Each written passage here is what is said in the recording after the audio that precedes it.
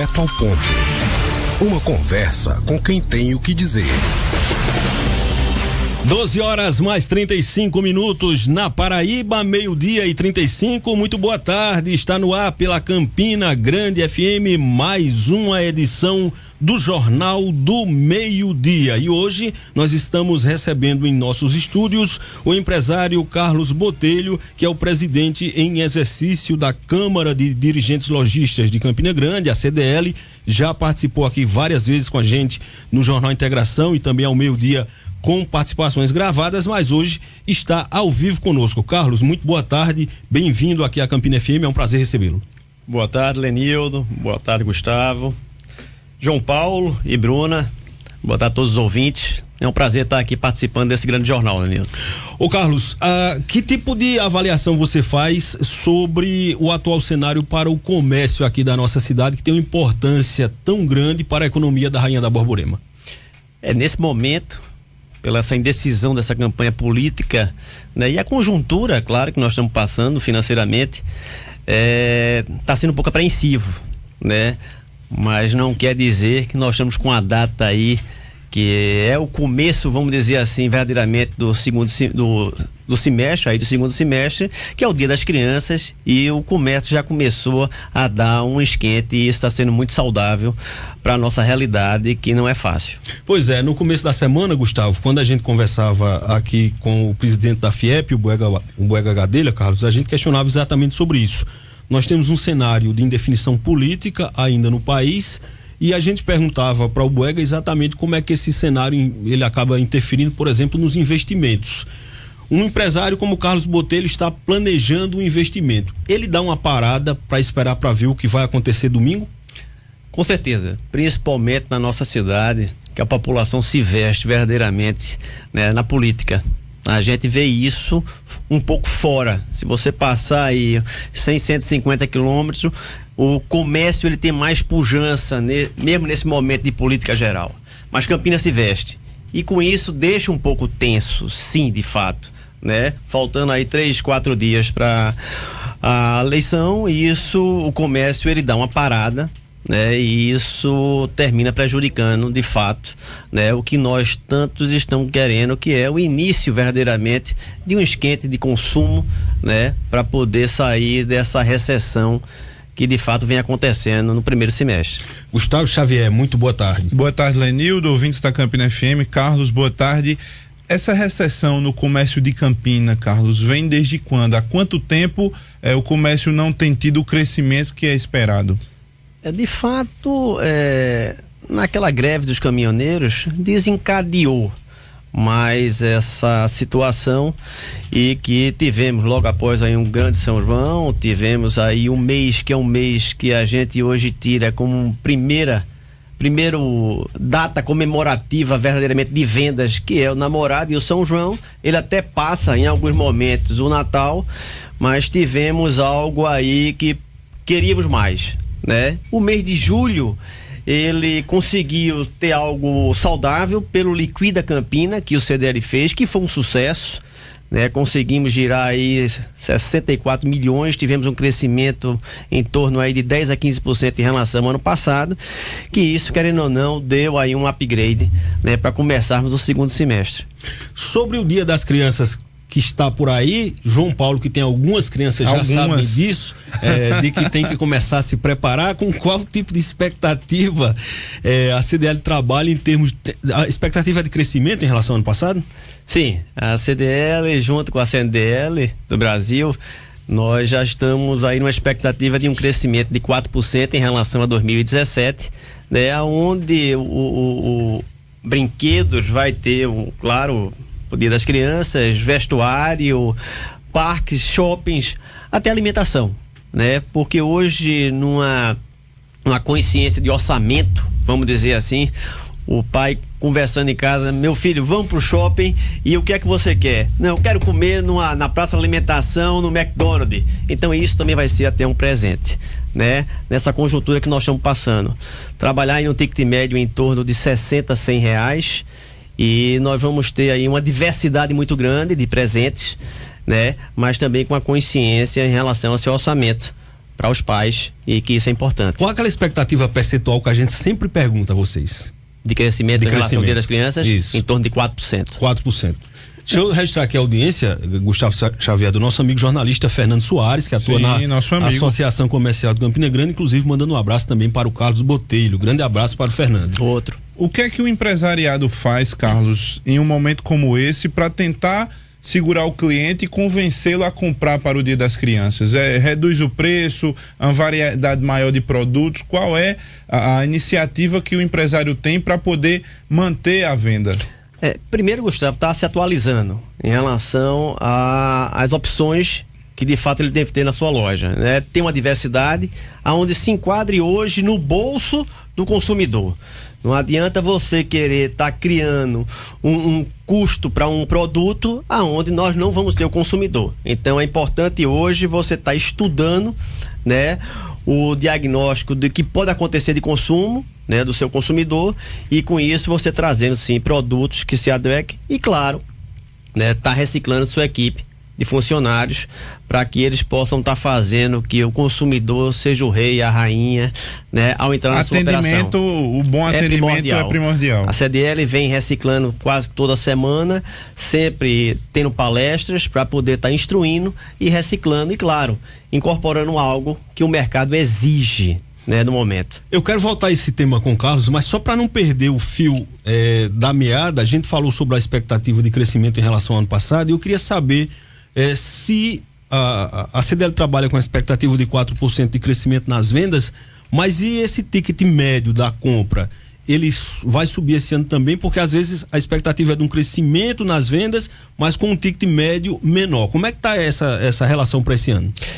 Em relação a esse ano, a expectativa é ter um ticket médio um pouco menor em relação ao ano passado, né? Com isso, adequando mais ao orçamento que está do consumidor, né? Não adianta você estar querendo inventar, aonde nos estudos está mostrando essa transparência, que o orçamento da família ele está cada vez mais enxuto, e nós temos que se adequar a isso e estudar. Para isso a gente tem que ir ao mercado para ver uns produtos que se adequem, né, e usar, buscar o diferencial, né, o que era o ano passado já não é hoje, e você está atualizando. Eu digo sim hoje aos empresários, né, e quem está para empreender, sempre esteja estudando, sempre esteja reciclando, porque o mercado ele está muito acelerado, né, e cada vez mais uma concorrência pesada. Só para a gente explicar para o ouvinte que eventualmente não compreendeu, que o ticket médio é o valor médio que as pessoas devem gastar nas suas compras. Eu disse que queria voltar a esse assunto do atendimento, e eu ainda vou chamar o Carlos aqui e chamar outros segmentos para participar com a gente de um debate sobre esse tema. Porque, Carlos, a gente recebe e ouve muita queixa das pessoas sobre qualidade de atendimento em estabelecimentos no geral. Eu comento muito aqui no Jornal Integração, os ouvintes sabem, pela manhã, de que eu não consigo entender a gente chegar num balcão de uma loja e ser mal atendido, por exemplo, porque o cliente, ele é a razão da pessoa estar ali. E numa situação de crise como a que a gente está vivendo, você vê alguém que está trabalhando, por mais que não seja o emprego dos sonhos daquela pessoa, mas está tendo a oportunidade de trabalhar e muitas vezes atende mal, com a cara feia, sem prestar atenção. Eu queria saber exatamente isso. Qual é o nível da preocupação de um empresário hoje com quem realmente está na ponta, lidando com o cliente, em relação a esse aspecto da qualidade do atendimento, que faz toda a diferença, a gente sabe disso. Hoje o empresário ele tem que se preocupar sim, porque o atendimento ele é basicamente 70% da venda. Hoje, basicamente, por uma concorrência que nós temos aí de um e-commerce, um mercado digital, a facilidade de você comprar é muito grande, né? Por isso que cada vez mais temos que investir na nossa operação física e na parte de RH, nossos recursos humanos. E cada vez mais eles têm que estar mostrando que a excelência do consumidor eles têm que estar engrandecendo, né? E isso é importante para que eles estejam reciclando, que eles estejam investindo em treinamento, né? Nós temos aí um Sebrae também, que é um órgão fenomenal. Ontem eu tive reunião no CDL com o João Jardelino, que é o novo gerente do Sebrae aqui, uma pessoa que sempre buscando e vendo o mercado moderno, que é isso que Campina Grande tem que se vestir. Nós saímos um pouco de uma resistência do tradicional e íamos buscar o mercado moderno, tanto em atendimento, como também está usando pelo mercado digital, pela sua loja física, sua vitrine, e com isso sim, trazendo e buscando o lado das vendas. Sabe uma dúvida que eu tenho, Gustavo? Eu queria ouvir a opinião do Carlos. É em relação a esse instrumento aqui que a gente tem em mãos, o celular, o smartphone, o WhatsApp. A gente tem acompanhado, por exemplo, Carlos, que algumas cidades estão restringindo a forma como o servidor público usa o WhatsApp durante o expediente, durante o trabalho. Todos nós, eu tenho certeza aqui, os ouvintes que estão em casa, quem está nos vendo também pelas redes sociais, já presenciou a cena de você chegar em um determinado local para ser atendido e tá ali a pessoa no WhatsApp dividindo a atenção, muitas vezes entre aquela pessoa que está para ser atendida e o WhatsApp. Isso é um problema muito sério no serviço público, não tão sério assim, pelo menos a gente não constata com tanta frequência nas empresas privadas, mas existe algum tipo de cuidado já sendo adotado em relação a isso? Não, com certeza. Eu acho que hoje, cada vez mais, essa ferramenta, tanto ela pode ser construtiva como pode ser para destruir, né? E isso nós temos que ter essa sensibilidade e começar a se policiar. Para isso a gente tem que estar compartilhando, né? Principalmente na nossa operação, na nossa empresa e com amigos, né? Para que se policie, porque senão termina ele sendo refém da própria ferramenta, e não é por aí. Temos sim que saber usar. E nós temos hoje cursos e treinamentos para que essa ferramenta seja verdadeiramente como bem usada, né? E não que ela faça você ser prejudicado. Então, você entrar numa loja e num balcão ter um profissional, em vez de dar atenção a você, tá dando atenção ali à ferramenta, às redes sociais, o que seja, com certeza o cliente dá meia volta e vai embora. Aí você imagine, você é um empresário, faz um investimento pesado na sua empresa, você investe para fazer uma loja bonita, para atender bem, para ter uma boa estrutura, e por conta muitas vezes disso, de um momento de um atendimento inadequado, porque esse processo é uma experiência, aquele cliente sai de lá e diz, eu nunca mais volto. Com certeza. E há uma tendência muito forte de não voltar mais. Quantas e quantas pessoas a gente ouve delas dizendo que escolheu comprar em tal loja, mesmo com um preço um pouco mais caro, porque sabe que tanto o atendimento quanto um pós-venda é melhor do que no outro local que vai ser mais barato. Então, se o empresário consegue aliar esse bom atendimento com um preço que não seja nem o mais baixo do mercado, mas um preço razoável, vai conseguir segurar esse cliente e tê-lo permanentemente na loja.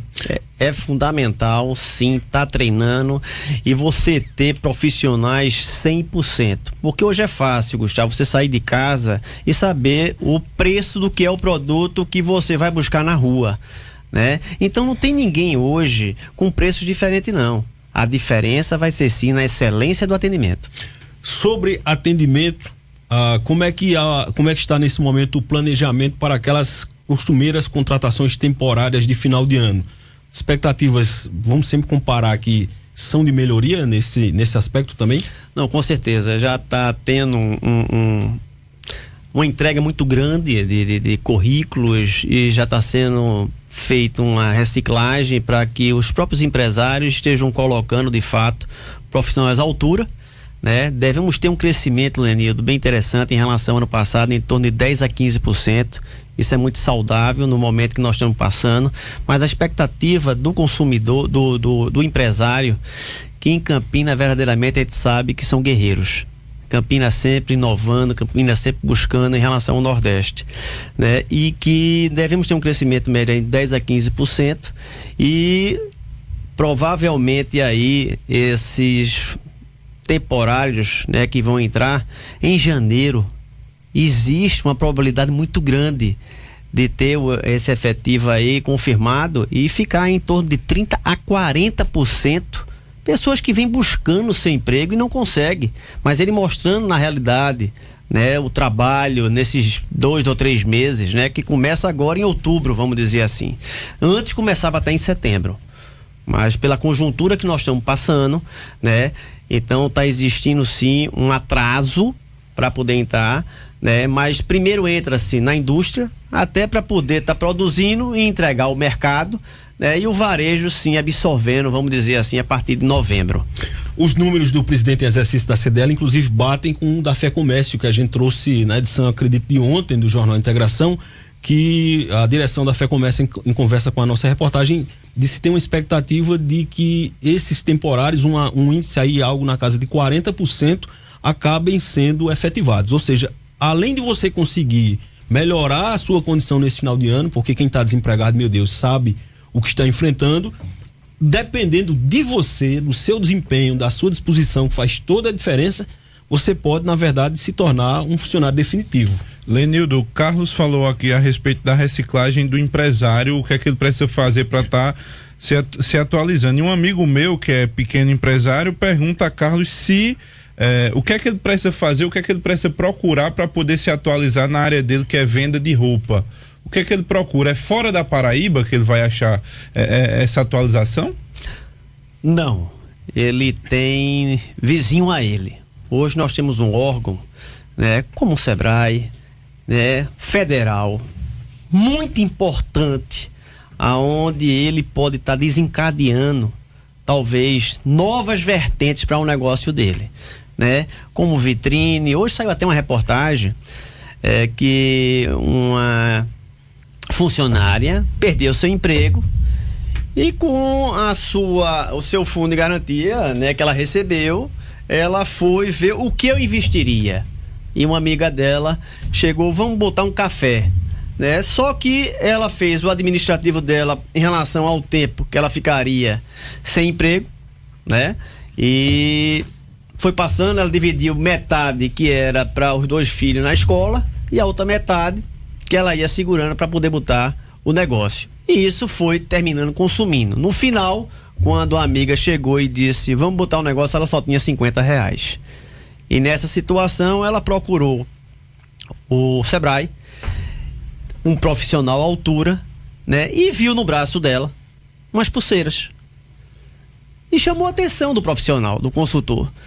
E aí ela falando que queria botar um café, mas não tinha condições e só tinha R$50. E ele disse, e essa pulseira que está no seu braço? Não sou eu que faço, né? Ah, é você que faz? Então faça o seguinte, faça X e arrume algumas pessoas para vender e depois volta aqui. Em uma semana ela vendeu 100, né? E daí desencadeou um negócio que não estava na vista dela. Então eu acho que a gente também tem que ser um pouco humilde e procurar amigos, procurar a internet, livros, né? Para se construir verdadeiramente um novo eu. E que tem uma visão, uma pujança maior, porque o mercado, ele absorve desse jeito, né? Então, isso foi bem interessante, esse case que aconteceu, né? E que ela foi em busca de algo, né? Que estava totalmente bloqueada e, de repente, veio aí uma vertente, uma verdadeira avenida para a construção do seu negócio. Esse é o Amiga de Esperança? Não, é aqui de Campina Grande. Faz jornalismo, mas tinha uma loja de roupa. Resolveu ganhar dinheiro. Resolveu ganhar dinheiro. Não, diga a ele que ouça o jornal. Ele está ouvindo, né? Ouça o jornal amanhã, que é justamente o diretor do Sebrae que está aqui conversando com a gente. Vamos falar sobre isso, pequeno negócio. Com certeza. E, aliás, é só o começo. A gente vai discutir e tratar muito disso aqui no Jornal do Meio-Dia, conforme a gente prometeu. Sabendo, Lenildo, que hoje os micros e médios são verdadeiramente os pilares do nosso Brasil. Precisamos olhar mais atento para essa classe, né? Porque ela é que vai tirar verdadeiramente o país dessa recessão, né? Então nós precisamos estar desenvolvendo cada vez mais, olhando para eles, que eles precisam sim, né? Como entrar no mercado digital, né? Como fazer uma boa vitrine, como fazer o seu markup, fluxo de caixa, porque aí nós vamos estar instruindo e verdadeiramente fazendo crescer e não existindo mortalidade de grandes empresas que nós estamos vendo aí. Ô Carlos, vamos para uma pauta amarga aqui. Eu queria saber de você qual é o impacto que a insegurança que está marcando o nosso país tem no dia a dia do comércio e qual tipo de prejuízo que isso tem dado ao comércio. Verdadeiramente, hoje nós estamos passando por uma insegurança muito grande. Os investidores eles pensam duas vezes como investir naquele bairro, como investir naquela região, e isso termina atrasando o desenvolvimento, né, empresarial e, consequentemente, a empregabilidade, que é nisso que a gente tem que olhar. O governo tem que olhar para isso, né? Nós precisamos de segurança. Nós brigamos, nós gritamos por isso aí, né? E nós não estamos sendo bem vistos, né? E isso tem que mudar, aonde nós estamos vendo aí verdadeiras barreiras nas calçadas, né? E que várias lojas sendo arrombadas, e eu acho que tudo isso tem um limite, né? Então isso vai ter que ter uma mudança aí para podermos de fato ter os investimentos, surgir novas empresas. Nós estamos vendo aí bairros hoje independentes comercialmente. Nós temos uma Malvinas aí crescendo de uma maneira muito saudável, né? Mas recentemente, a inauguração de uma loja do Boticário, em 15 dias de inauguração, a gangue da Marcha Ré foi lá e levou todo o estoque de uma operação. Então isso chega ao limite e não podemos deixar mais acontecer. No próximo bloco, inclusive, a gente vai falar sobre um caso parecido, uma loja Hoje inaugurada há menos de um mês e que já foi arrombada aqui em Campina Grande. É outro tema que rende uma discussão em particular, mas tem uma pergunta aqui que chegou do ouvinte.